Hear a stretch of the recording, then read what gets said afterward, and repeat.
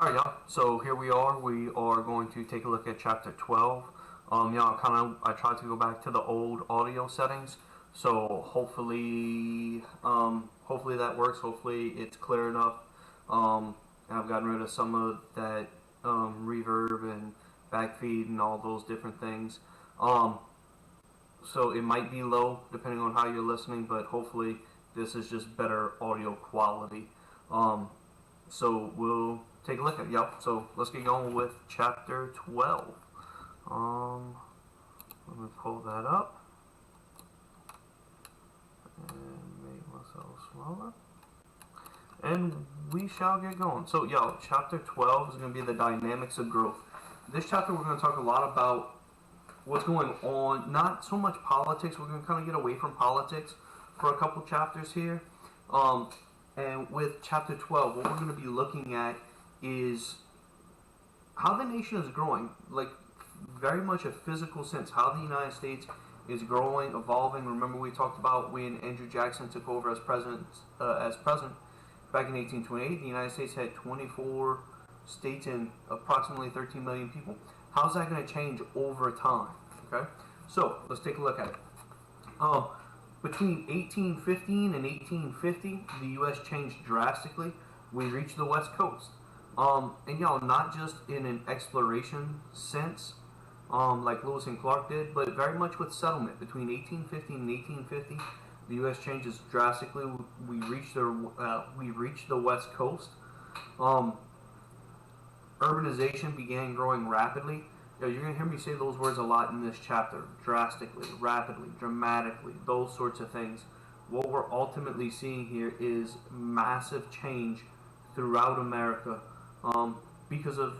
simply because of growth. Okay, the West is going to focus on corn, wheat, and cattle, while the South is going to focus on cotton. And cotton became king.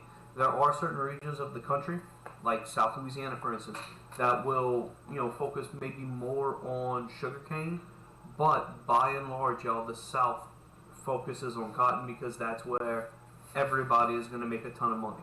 Okay, and then we also see transportation group, canals, steamboats, railroads. All of those things are going to start to come into play here between 1815 and 1850. And so we kind of see what goes. We're kind of seeing how that evolves. So, if you think about this, we talked a lot about politics over the last two chapters. We talked a lot about politics over the last two chapters since the War of 1812. Now we're going to kind of go back to the time frame and we're going to move forward. So this chapter really sets up of kind of taking a break from politics and looking at the first part of the 1800s. Once we get after the War of 1812, once the United States really is firmly established as a nation, kind of what's going on, how we are developing. Okay. Just gotta pause this for a second. All right, y'all. So we are back. So again, transportation is going to grow pretty rapidly during this time period as well. All right, so let's look at agriculture. South, and in particular cotton. Cotton was not new. Cotton's not new. But in 1793, Eli Whitney developed the cotton gin, and that allowed for easier and quicker production of the raw material. So what we're seeing is that Eli Whitney develops the cotton gin, aka like the cotton engine, right? And basically, it's this process that helps us separate the seed from the cotton ball much quicker, much more effectively. And so while Eli Whitney develops this thing to make production easier, one of the unintended consequences is actually that we see an increase in slavery for the simple fact that now cotton farmers, plantation owners realize, wait, we can produce cotton quicker. That means I can farm more cotton, which means I need more land and I need more slaves. So we always have intended consequences and we oftentimes have unintended consequences. One of the unintended consequences here of Eli Whitney's cotton gin that he develops in 1793 is that as it becomes more and more in use and becomes more in production, if you will, we're going to see an increase in slavery because cotton farmers, in particular in the South, have the ability to farm more cotton and they need everybody they can to work it. So cotton farming expanded to Texas, Louisiana, Mississippi, Alabama, Tennessee, Kentucky, and it became the focus of life. Cotton farming expanded to Texas, Louisiana, Mississippi, Alabama, Tennessee, and Kentucky, and became the focus of life. While some trade dropped following the War of 1812, cotton held strong, and it would eventually account for more than 50% of all U.S. exports. Y'all, think about that. A lot of trade's going to drop after the War of 1812, but cotton doesn't. Cotton stays strong. It's eventually going to get to the point where it accounts for more than 50% of all U.S. exports. Y'all, we will get to the point in time where the U.S. sells more cotton, ships more cotton out of the United States than everything else combined. Like, we're selling like 50, when you look at the 100% of everything the United States sends overseas, more than 50% of it was cotton, right? The raw material went overseas and to the north, the home of the factories. So the cotton is going to go to the northern factories, it's going to go to factories over in Great Britain. So that's where it's going. It's being shipped out, okay? This is why when cotton prices drop in the 1830s, we talked about that a little bit with the Panic of 1837. This is why when cotton prices drop in the 1830s, it's so bad for the U.S., okay? Now, when we look at the West, people continued westward and never stopped. They left the bad soil of the East for fresh soil in the West. They used new iron tools to help them farm the land, and now they could do it quicker. So, y'all, what we see is that every generation of Americans, they always keep moving west. They're always moving west. Until something's going to stop them, basically the Pacific Ocean, they're never going to stop moving west because everybody's looking for new land. Everybody in America, the big draw about the United States is ultimately the amount of land, okay?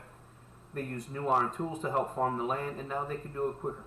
Now the people want easier ways to get more land, so we get two new laws. People want easier ways to get land, so we get two laws. The Preemption Act of 1830, squatters could stake claim before the land was surveyed.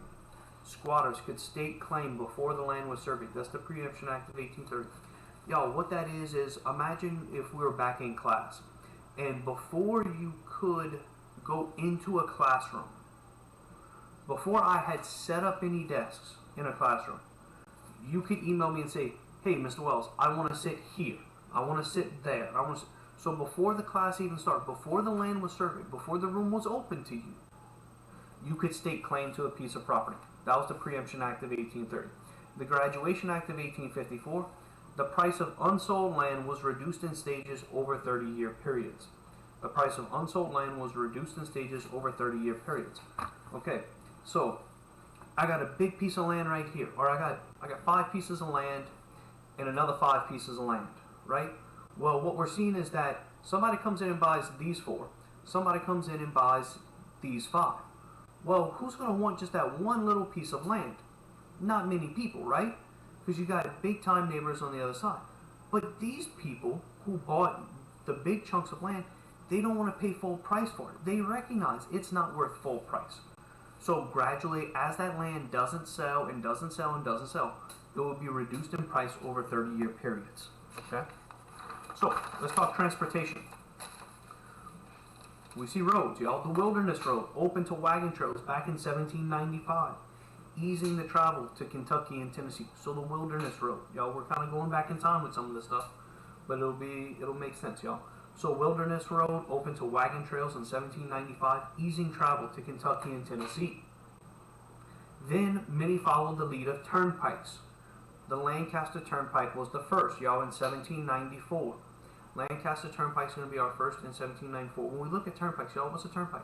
It's a toll road. It's a road you have to pay to use, right? So how do they get the road to be developed? How do they make the road nice? You pay a toll, and you pay for the use of that road. Okay, so turnpikes, basically a toll road. By 1821, we have over 4,000 miles of turnpike roads. So you have the first turnpike, the Lancaster Turnpike, is going to be set up in 1794. Okay, by 1821, we had over 4,000 miles of turnpike. So y'all, we see mid-1790s, we're seeing roads. 1795, the Wilderness Road is open. A year before that, we had the Lancaster Turnpike in 1794. And y'all, by 25, 30 years later, we're seeing massive growth in the use of these turnpike roads. Okay. Now, inland waters. How how do we transverse inland waters? Oh, we have the big ships that go around the Atlantic and into the Gulf of Mexico. We have maybe some big ships that travel a little bit up and down some of the major rivers. But what about our inland waters, our small waterways, or the lakes that we have inside of the nation, right?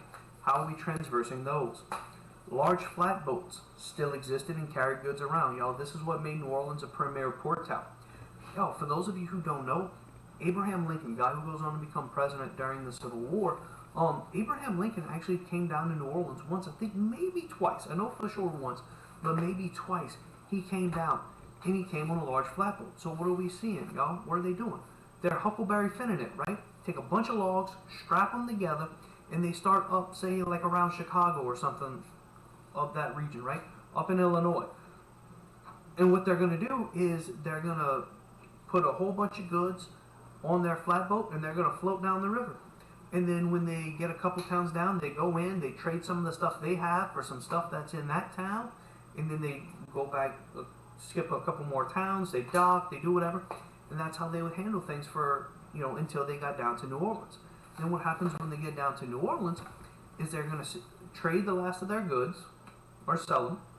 Then they're going to take the raft, the flatboat they came down in, and they're going to sell the logs to somebody for that. And the money they get from selling logs, that's how they pay to get back up north. So we see large flatboats still existed and carried goods around. This is what made New Orleans a premier port town. Okay, the first steamboat is going to be the Clermont in 1807, y'all. Clermont. The Clermont. Clermont. The first steamboat was the Clermont in 1807. Early in the 1820s, water transportation starts growing. It starts growing because we're seeing the use of these steamboats, y'all.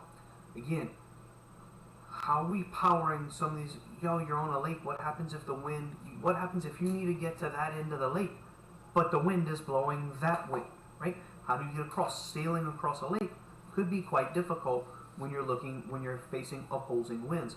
So people start to figure out ways. We start to see the steam engine, right? So early 1820s, water transportation starts growing.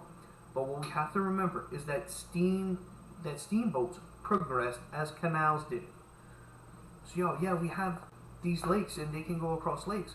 But what if I want to get from this part of the country to that part of the country? How can I make it quicker? How can I make it more simple, right? Canals. Basically digging these giant ditches that connect other bodies or that will connect bodies of water and allow boat traffic to pass between them. So steam progressed as canals did.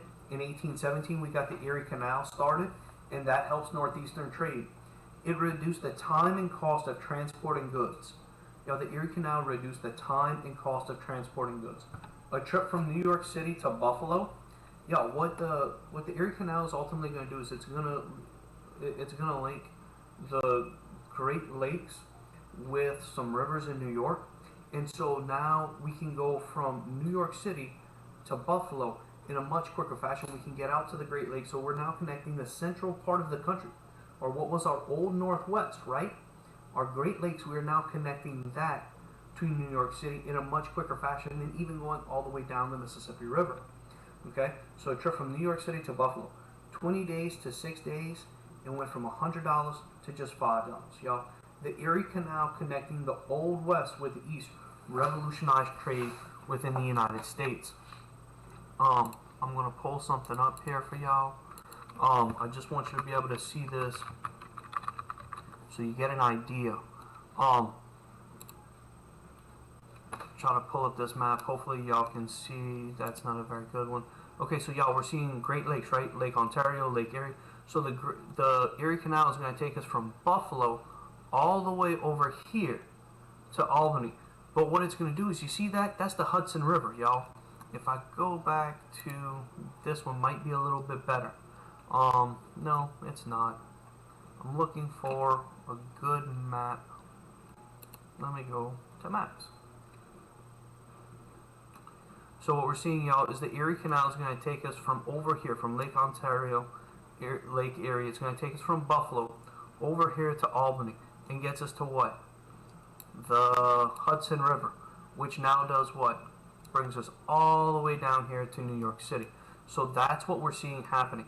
Instead of these people having to go from the Great Lakes and try to come out here somewhere, or take their stuff down the Mississippi River and come out over here and then go all the way around, boom, and down. That becomes the big issue. So ultimately what we're seeing here is going to be a major change. Again, the Erie Canal took a trip from New York City to Buffalo down from 20 days to 6 days, and from $100 down to $5. Again, the Erie Canal connecting the Old West with the East revolutionized trade within the United States. But we also have railroads, okay? We also have railroads. The canals ruled until the Panic of 1837. So canals are supreme until the Panic of 1837. By then, England had railroads and the U.S. jumped on the bandwagon. Port cities wanted to connect with the frontier to get more business. And by 1860, over 30,000 miles of railroad were in place. By 1860, over 30,000 miles of railroad were in place. Okay? But until the Civil War breaks out, canals still accounted for more goods. So what we see is, y'all, canals are supreme until 1837. There's no doubt they're the unquestioned leader until 1837. Between 1837 and the Civil War, what we see is that railroads start to work their way in. Railroads are coming about. Railroads are coming about. Canals are still the number one thing. Canals are going to be dominant. We're going to see more tonnage transported through steamboats than we will railroads until the Civil War. But we see around that Panic of 1837, that's when the railroads start to kind of come into play. Okay? Trains were faster. They could operate year-round. And they increased demand for other products like iron. So, think about it. A steamboat, you can't operate on a lake when it's frozen, right? Railroads, they can operate when it's frozen, right? Because they are not on transporting on bodies of water, right? So they could operate year round. They could operate regardless of weather. Ultimately, railroads are going to be faster as well, so that's one of the things that's going to help them. Eventually we see that they lead to time zones. Think about it. Anytime you are using some sort of transportation, whether it's a bus, whether it's a plane, a train, anything like that, everything's about time, right? If you're not on that train, on that plane by the time they say you're supposed to they're gonna leave, then you get left behind, right? So we start to see this idea of systematic time and time zones being developed because of the use of railroads. Okay, again, what happens? We've all seen that thing where somebody's watch or somebody's phone is a couple minutes off from somebody else's. Well, that's not a big deal, but when you start talking about towns across the state or even across the nation, how do we become systematic with time? That starts to come in. And again, railroads led to the use of other materials, so they help bring a boom in society. Okay. Now, when we look at the role of government in all this, early on, it was private companies in the states. Early on, it's going to be private companies in the states. But after the Panic of 1837 and some successes, the federal government came in and helped in different ways. So early on, it was private companies in the states, but after the Panic of 1837 and some successes, the federal government came in and helped in different ways. So we're seeing, ultimately the role of government is going to be that at first, they're not really getting involved, but over time, they will. Over time, they will. Okay, let me pause this again. Alright, sorry about that, y'all. Alright, so, let's take a look at the Industrial Revolution here. Sorry if this video is a little choppy. I got a lot of things going on around. So, Industrial Revolution, y'all. It starts in Britain in the 1700s, and they kind of keep it a secret. But then Samuel Slater comes to the U.S. and starts a spinning mill to get it going here. We start to kind of see what you think about like corporate espionage, right? Like, so Great Britain knows that what they're developing here, these factories, that's what we're talking about. They're developing these early factories. They get that going in the 1700s, but they keep it a secret because they don't want anybody. They recognize how much of a moneymaker this is. They don't want anybody else to know about it. Think about when Samsung or Apple comes out with like the latest tech on a phone, right? they keep it a secret until they make it available to everybody because they don't want the other one to get it, right? So we see that sort of thing happening here. So it starts in Britain in the 1700s, they keep it a secret, and then Samuel Slater comes to the U.S., starts a spinning mill and gets it going here. So basically this dude, Samuel Slater, came to the U.S. and created his own spinning mill, basically from memory, okay? Now, early New England factories will be born because of Thomas Jefferson's embargo, the War of 1812, and all of their rivers and streams. This is going to lead to some other inventions, okay? So if you remember, we had that Embargo Act that Thomas Jefferson put out, right? The Embargo Act of 1807, where we couldn't trade with anybody. And then the War of 1812, when Great Britain is like blockading different places, especially in New England. And then we see that New England has a bunch of rivers and streams that are constantly flowing. Yeah, in South Louisiana, we got a lot of bodies of water, but a lot of our water is stagnant, right? It just kind of sits there, doesn't really move. Well, up in New England, they have a lot of bodies of water that move a lot. And so if you've ever seen those places that almost look like they have a windmill in the water, right? That turns something. The stream is powering that. It makes it turn, right? That water wheel, and then it's connected to something inside the factory that turns. So we start to see those things happening up in New England. So early New England factories will be born because of Jefferson's embargo. That stopped us from trading with England. The War of 1812, that stopped us from trading with England, and all of their rivers and streams. And ultimately, that's going to lead to some other innovations. Now, the first thing we're going to look at is going to be the Lowell system. Okay, Lowell, Massachusetts steals the ideas from England and set up mills along the river. So they see what Samuel Slater brings over. They start to see these ideas of what England had going. So they set up mills along the river. With this system, the entire production process was done in place, and it used minimally skilled workers. Okay, we see a bunch of young women, the Lowell girls. Okay, many young unmarried girls living in company dorms, and they were supervised. So what we see, y'all, is that the old system of making clothing, for instance, was what we called the putting out system. So you brought to me just a bunch of cotton, right? And I'm going to turn that into thread. So that was my job. I take that big hunk of cotton, turn it into a bunch of thread. Then you take that thread and you bring it to, I put it outside, and you pass by, you pick it up, you give it to the next person. The next person does what? They take that thread and they turn it into a sheet of fabric, right? And then the next person takes those sheets of fabric and turns it into an actual shirt, right? So that's how it's done, the putting out system. I put out this for you, then you give me something else to work on, and that's how we kind of keep it going. Well, now with the Lowell system, we're going to see all these factories, and y'all think about that. Any of y'all know how to sew? Any of y'all know how to take raw cotton and turn it into thread? Right? That's skill. Like, that's a highly skilled process. Well, now what are we getting? Now we're getting these Lowell systems where everybody's in one factory, and you don't have to have a lot of education. You don't have to have a lot of training on this. You can be minimally skilled. We see a bunch of young women coming in, taking over these jobs, and a bunch of minimally skilled workers, which, y'all, again, if you don't have a lot of skills, you're a cheaper worker, right? When you have a bunch of skills, when you have a bunch of education, you're a more expensive worker. So here they're getting these cheaper workers, okay? And it was all done in one place. It used minimally skilled workers. Again, we see the Lowell girls. Now, why are all these young girls going to live in factory dorms? Y'all imagine if instead of coming to campus and living in a dorm and coming to class, you lived in a dorm and you went work at the factory. And there was like a house mom, an RA, or whatever they're called, right? Overseeing what you did, how you lived in the dorm. Well, that's what we see here, y'all. Many young unmarried women lived in the company dorms and were supervised. Why, y'all? They're building up a dowry. Think about it. So many people are moving out west, right? So a bunch of men are moving out west. So that means a bunch of young women are doing what? If they don't move out west with the men, what do they have to offer a man in regards to trying to, the few men that are left back in the east, how do they make themselves appealing? Y'all, again, more than just looks, more than just personality or anything like that. Y'all, a dowry.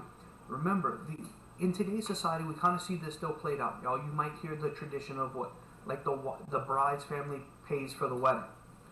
Y'all, why was that seen? Women in olden times were seen as what? A burden to their fathers because they didn't work, they didn't produce a lot of income, and the father had to pay. So he would pay somebody off he would pay them a dowry. Look, I would like you to marry my wife or marry my daughter. Here is, I'll give you my daughter's hand in marriage, and you can have this. Well, here some of these women are trying to build up their own dowry. How can I become even more appealing? How can I do something else to gain a husband, right? Or maybe they're saving up their money so that they can move out west to go look for new opportunities in the west. So we see all of that coming into play. They needed something to earn money because all the men were moving west. So women got money and factories ultimately got cheap labor. So that's what we see coming out of the Lowell system. Then, we see a couple other inventions, a couple other things we need to talk about here. Cyrus McCormick invented a grain reaper. It really helped the Old Northwest. So Cyrus McCormick invented a grain reaper, really helped the Old Northwest. Then we see Charles Goodyear. Charles Goodyear patented the process for vulcanizing rubber. Vulcanizing rubber makes it stronger, but also more flexible. So Charles Goodyear, maybe you've heard of Goodyear tires, right? Charles Goodyear patents the process for vulcanizing rubber. Then Samuel Morse invented his telegraph in 1832. Samuel Morse invented his telegraph. You may have heard of Morse code, right? All that comes from Samuel Morse and his telegraph. All of these and others like them. These are just three small examples of some inventions that are coming out at the time. But all of these and others like them will create an overall better standard of living. As companies can make things cheaper, that means what? People can buy them cheaper. Which means what? More people can buy them. It raises the floor. It raises the standard of living. If we look at everybody in America and we say that the standard, like where most people are at or above this level is here. Well, as items become cheaper and more people can buy them, that standard kind of goes up, right? Because more and more people, it raises the standard of living. Because now what happens? The standard doesn't go up, but what that standard buys you. I guess a way to think about it is, you've all heard the process. You all probably understand the concept of inflation, right?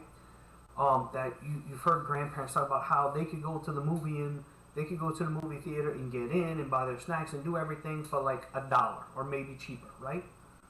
Well, imagine if but today you can't do it for less than like $20, right? You get into the movie, you get your popcorn, all that good stuff, right? They got in for $1, you're getting in for $20, right? Well, take our $20 and put it back then. You can buy a lot more, right? So those things, we're raising the standard of living because we're making things cheaper. Okay? And then finally, we look at urbanization. With all of the new transportation and new factories, urban centers grew rapidly. The urban population went from 3% in 1790, to 16% in 1860. So that's a huge jump. I know it's like, well, it's only 16%. But think about how many times that doubles. It doubles from 3 to 6, and then from 6 to 12. That's what? Like a 225% increase. That's a huge jump over that time period. Why are these urban centers growing? People are getting rid of their small farms, right? Because they weren't making a lot of money. We talked about that in the last chapter. People are getting rid of their small subsistence farms and doing what? Selling them off to one person who has a big farm, and those other 3 people are doing what? Those 3 people in that corner I talked about last time. What do? They move to a city and they go work in a factory. So what are they ultimately doing? Urban centers are growing, right? Where do you want to put your factory? Close to where you have a lot of workers. If do any of you like to live 2-3 hours away from where you go to work or where you go to school? No, that's really tough to deal with, right? So what do? You live close to the factory. The factories want to be close to the cities because that's where all their workers are. Okay? Now, who's going to be making up these cities? Let's look at some of the people, right? Got to talk about immigrants. Obviously, immigration into America. Immigration in America is always something that we have to pay attention to. Okay? In the early 1800s, Europe was at war, so immigration was slow. But as the 1830s, 40s, and 50s came, the immigrant numbers drastically increased. Early 1800s, Europe's in war, right? France and England, those are dominant places that were sending people to the U.S. Plus, they're right on the coast. So if they're at war, other people are going to have trouble getting across them, right? So who's going to come in once the 1820s, 30s, and 40s, or 30s, 40s, and 50s all roll around? Who's really coming in? Let's take a look. First, we see the Irish. They started really coming over in the 1840s after the Great Irish Potato Famine. They were evenly mixed between men and women. When they came to the U.S., they didn't farm as much, and they joined construction and factory work. Think about it, y'all. They literally left Ireland. They left their home, sailed across an ocean to come to the United States because of bad farming. Do you think they're going to get engaged in farming again? Probably not. Okay, but they were evenly mixed between men and women. They didn't farm as much. They joined construction and factory work. They stayed in the north because of the factories. They stayed in the north because of factories and because there weren't any slaves. They stayed on the coast because they didn't have a lot of money to move west. Understand this, y'all. A lot of immigrants are going to stay away from slaves. Not because they have some particular hatred to slaves, but because, who can work cheaper? A slave or the cheapest person, like the cheapest worker you know? The slave is still cheaper, right? So what slavery does is it drives down wages. Slavery is going to say, like, that immigrant who can make $5 a day up in New York, if he goes down to Tennessee, he might only make $2 a day, doing the same exact thing. Why? Because in the South, they'll have slaves, and hey, I can get a slave to do that for much cheaper, right? So slavery drives down wages. So these immigrants, in particular Irish, are going to stay in the North because they want to stay away from slaves because they know they can't compete with how cheap slave labor actually is. They stayed in the North because of factories and because of the lack of slaves, and they stayed on the coast because they didn't have the money to move west. While some Irish had success and did well, stereotypes still hurt many of them. Okay, stereotypes still hurt many of them. Most Irish were Catholic, but the U.S. was mainly Protestant. So people fear they will follow the Pope and not the government. Many people in America at this time, and for a long time after this, are wholeheartedly scared of Catholics. They are scared that Catholics will listen to the Pope, not the president, not the U.S. government. They're just going to do whatever the Pope and the Catholic Church tells them to do. Think about that in concept. Many of these religions are older than the United States, so people are ingrained with that faith, and so that kind of comes into play with a lot of people. Again, the United States was mostly Protestant, and here these Irish are mostly Catholic. That leads to conflict. Okay, but once they were citizens, they flocked to Jackson and the Democratic Party. So once these groups were citizens and could vote, they almost always joined the Democrats. They were the first minority group to have a substantial impact on politics. I know we don't think of the Irish because they're white as minorities, but at this time, anybody who isn't a WASP, right? Those white Anglo-Saxon Protestants. I may have mentioned that to you a little bit, but maybe not. Actually, I don't think I have. Most of the people who founded the United States and were dominant and in power at this time were what we call WASPs. White Anglo-Saxon Protestants. Anglo-Saxon basically meaning they're from either France or England, right? So they were white, Anglo-Saxon, and they're Protestant. That's the dominant group of people who settled and were in power in the United States.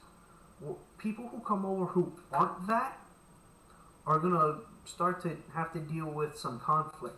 And so that's kind of what we see happening here. The Irish flocked to Jackson and the Democrats, and they were the first minority group to have a substantial impact on politics. So as time develops, the Irish will become a voting bloc that you have to pay attention to. Next up, we look at the Germans. The major German immigration comes in the early 1850s. They're mainly farmers and skilled laborers who could go west. Okay, the major German immigration came in the early 1850s. They're mainly farmers and skilled laborers who could go west. We see some doctors, some lawyers, some teachers.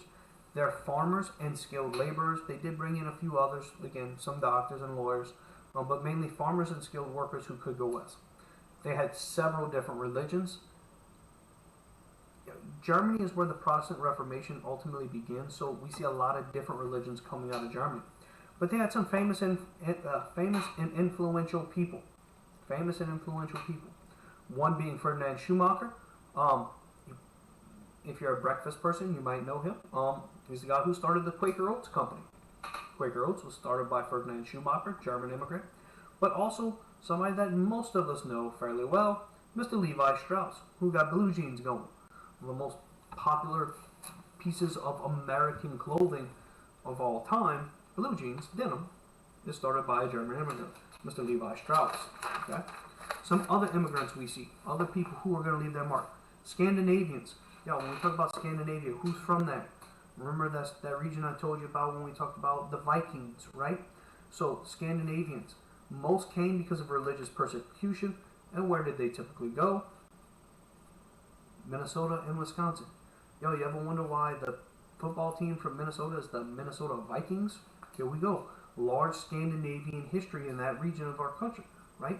Scandinavians immigrated to the United States. Most of them came because of religious persecution, and most of them typically went to Minnesota and Wisconsin. Okay. Then we look at the Chinese, y'all. They were the Irish of the West in regards to labor.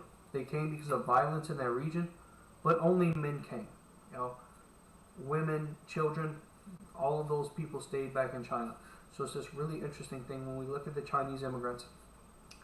They're seen as the Irish of the West. They were seen as some of the lowest of the low when it comes to immigrants. And they were treated badly. But they came here because of violence back in their homeland. Now that brings us to nativism. Nativism is extreme pride in one's homeland and culture, and oftentimes leading to fear of other cultures. So we see this nativism. Basically, people in America who are sitting back saying, oh, all these immigrants are going to come over, they're going to take over the country, and they're going to completely change everything, and they're going to screw it all up, and yada, yada, yada, right? That nativism. Extreme pride in one's homeland and culture, oftentimes leading to fear of other cultures. So it's not just, hey, look, I'm proud to be an American, but it's, I'm proud to be an American, and if we let too many of these other people in, American values are going to fall, and so we got to keep them out, right? With all of the new immigrants, some people worried they would take over. Because of this, the American Party started. Okay, so we see the American Party that starts, a political party. Said that they would never vote for a foreign-born or a Catholic, and they also had some secret society parts. Okay, so think about it. A lot of you are part of organizations on campus that are very public organizations, right? Maybe some of the fraternities, the sororities, or some of the other groups on campus, right? You're a part of these organizations that, okay, look, they're very public, but you might have a secret part, like you might have a secret initiation ritual or initiation ceremony, right? So it's not that your entire organization is secretive, but your admission ceremonies, or you have certain parts of it that are kept secret, right? So we see the American Party starts, and they had that. They said they would never vote for a foreign-born or a Catholic person, and they had some secret society parts. And because of that, they become known as the Know Nothing Party. Not because they're idiots and they don't know anything, but because they would respond. When somebody would ask them, well, hey, what about this? I know nothing of what you speak. That was their response. I know nothing of what you speak. Okay? Again, it's not because they're idiots and they don't know anything. It's because of the simple fact that when people ask them about the secret parts of their organization, they said, I know nothing of what you're talking about. Okay? Now, organized labor. Okay? Organized labor, y'all. Early on, it starts with guilds of skilled workers. You all have probably never, most of you think you've never heard of a guild, you've never seen that word before, but I trust that most of you have. If you've ever seen The Wizard of Oz, when they are singing and dancing, they have the Lollipop Guild. You always thought, many of you are like, I thought they said kids. Y'all, just YouTube, Lollipop Guild. And you'll be able to see it. And it's the little people saying, we are the Lollipop Guild, the Lollipop Guild. And what a guild is, it's a collection of skilled workers. So that guild was a group of people, or munchkins, right? That did what? Their skill was to make lollipops, right? So again, early on, organizing labor, organizing workers. When we talk about organized labor, we're talking about the workers. Early on, it starts with guilds of skilled workers. Y'all, a union is not always a skilled worker. So think about it. You might have a union, or you might have a guild of, I don't know, of plumbers, right? That's a skill. That's a specific trade. Or welders or carpenters, right? But then when we start including all the people who work for them, then maybe it becomes a union. Okay? So guilds. Early on it starts with guilds of skilled laborers. They have their own system and organization. Some start to unite and influence politics and business. This is going to lead to early unions. At first they're seen as unlawful, but they'll gain power just before the Panic of 1837, which kills them. So we start off with guilds. Guilds are their own little system about apprenticing and how you learn to become a master at a certain skill, whether it's a carpenter, a blacksmith, whatever it is. Okay? And then that's going to lead to some of these groups having political power. Well, that's going to lead to the evolution of unions. Again, not everybody is a skilled worker, but they're part of the union. Unions are making progress. Then the Panic of 1837 comes in, and it kills them. Okay? But as the economy recovered, so did the unions. They made great strides and eventually had national appeal. So the Panic of 1837 is going to kill the unions, but as the economy starts to recover, so do the unions. Okay?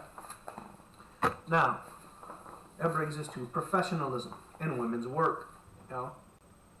So we have an urban society that's growing. We talked about that. The population increase is growing. We have more and more people living in cities. Cities are growing, right? So now we have this urban society that is growing. And it's being pushed by unskilled labor in the factories and skilled labor in the guilds. So you might have an unskilled worker who works in a factory. I don't need to know how to do anything but press this button, because that's what the boss said to do. Count to 10 and press this button, and count to 10 and press this button, right? That's all I got to do. I'm an unskilled worker. But that dude over there, he's a skilled worker. He knows a whole bunch of stuff I don't know how to do, right? So we have those. But who's missing? The professionals, the people who are going to teach the skilled workers, the people who are going to treat them in a variety of ways. So the professionals, with all of these people living in cities, we needed more teachers, doctors, engineers, and lawyers. These people had knowledge and skills that others didn't. Okay, it doesn't mean that they're necessarily better. It just means that they've been educated in a different way, right? So teachers, doctors, engineers, lawyers. As more and more people live in cities, and as our population increases, we need more and more of all of these people. Again, they had knowledge and skills that others didn't. They didn't have all of the best rules and regulations, but the amount of people going into these jobs is astounding. That's what we see, y'all. There's very little regulation. Now, there's not a whole lot of, today, what does it take to become a doctor? What does it take to become a teacher? What does it take to become a lawyer or an engineer? There's a lot of different things you have to do in order to have those titles. At this time, they don't have all those rules and regulations, but the sheer amount of people joining these professions is what's going to be incredible. Now, when we look at women's work, most women were in the home. Most women didn't do any sort of work outside of their home. Okay, maybe I'm not saying they were quarantined to their home forever and all eternity, but they only went out for social gatherings, for social functions. Most women were in the home. Only two professions gave them a real chance: those nursing and teaching. We still kind of see that today. How many people, when you look across a school, when you look across a hospital, dominating those professions are still kind of women, because they were some of the earliest ones open to women. So most women were in the home. Only two professions gave them a real chance: nursing and teaching. Some did get into other professions. We see people like Elizabeth Blackwell, who finished first in her med school class. So we see some of these people who are doing really great work, but it's going to be few and far between. Okay, so again, there are some special cases like Elizabeth Blackwell. Again, she finished first in her med school class. Now we have all of this talk of the common man. It's important to remember that while the common man grew, so did the elite. During this time, the rich got richer. So during this Jacksonian era, think about it. Jackson wins the Battle of New Orleans in 1815 at the end of the War of 1812, right? So he wins that in 1815. He's going to be president until 1836, and then several years after, we still see his legacy living on, right? So during what we call this Jacksonian era, the common man is growing. We see more opportunities for the common man. What's also important to remember is that the rich got richer, the elite grew. So yeah, the common man is getting bigger, but the rich, they got richer too. Why? Because if all these commoners are getting a better life, well, who makes money off of the commoners? The rich man, right? And the rich man's going to get richer as well. Okay, so that wraps it up for chapter 12. and we will be back with chapter 13 and get that one done.